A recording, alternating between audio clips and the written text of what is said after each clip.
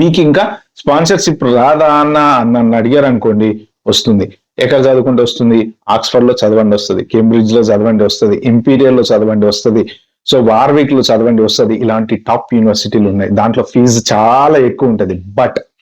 But if you can secure a position in those universities, your life will be beautiful.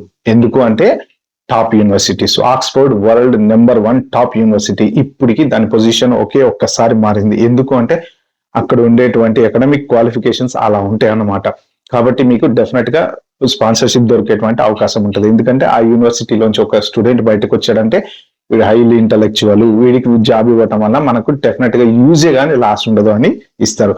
At the same time అమెరికాలో కూడా అంతే, Harvard లేకపోతే ఎంఐటిఓ లేకపోతే ఇలాగా కొన్ని టాప్ యూనివర్సిటీస్ ఉన్నాయి. ఆ యూనివర్సిటీలో చదువుకుంటే డెఫినెట్ గా వస్తాయి. బట్ అక్కడికి ఇక్కడికి తేడా ఏంటంటే ఎటు పోయి ఎటు వచ్చినా అక్కడ మీకు మాస్టర్స్ అయిపోయిన తర్వాత అట్లీస్ట్ H1B వీసా పక్కన పెడితే ఒక 3 years పాటు ఓపీటీ, స్టెమ్ ఓపీటీ అనేది ఉంటుంది.